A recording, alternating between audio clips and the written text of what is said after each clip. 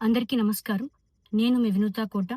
తెలుగింటి ఆడబిడ్డగా మీడియా ద్వారా రాష్ట్ర ప్రజానీకానికి, శ్రీకాళహస్తి నియోజకవర్గ ప్రజలకు, నాతో పనిచేసిన మా జన సైనికులకు కొన్ని విషయాలు తెలియజేయడానికి మీ ముందుకు వీడియో ద్వారా వస్తున్నాను.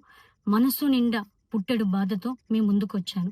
మేము చెయ్యని తప్పుకి మేము జైలుకు వెళ్ళినందుకు కూడా నాకు బాధ లేదు, కానీ మేము చంపాము అని మీడియా ఛానల్లో ప్రచారం చేయడం నాకు చాలా చాలా చాలా బాధ వేసింది.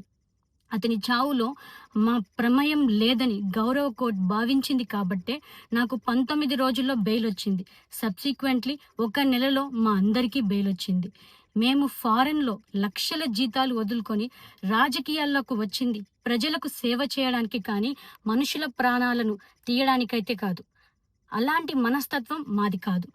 ఈ కేసులో మాకు ఎలాంటి సంబంధం లేదని గౌరవ కోర్టులో మేము నిరూపించుకొని క్లీన్ చీట్తో తప్పకుండా ఈ కేసు నుండి బయటకొస్తాం. ఈ కేసు చెన్నై కోర్టులో విచారణ ఉన్నందున నేను ఈ కేసు గురించి ఇంతకు మించి మాట్లాడకూడదని మా లాయర్లు నన్ను సూచించారు. మేము ఏ తప్పు చేయలేదు. నిజ నిజాలు ఆ దేవదేవుడికి, శివయ్యకి తెలుసు.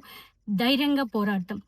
నేను జనసేన పార్టీ అధినేత శ్రీ పవన్ కళ్యాణ్ గారిని కలవడానికి ట్రై చేస్తున్నాను. కాబట్టి ఇన్ని రోజులు మీడియా ముందుకు రాలేదు. మేము ప్రస్తుతం చెన్నైలో ఉన్నాము. త్వరలో నా పైన జరిగిన కుట్రకు సంబంధించిన వీడియోలతో, ఆధారాలతో మీడియా ముందుకు వస్తానని తెలియజేస్తున్నాను. న్యాయం ఎప్పటికైనా గెలుస్తుంది. ఖచ్చితంగా న్యాయం వైపు ప్రతి ఒక్కరు నిలబడతారని భావిస్తున్నాను. సత్యమేవ జయతే. జై హింద్.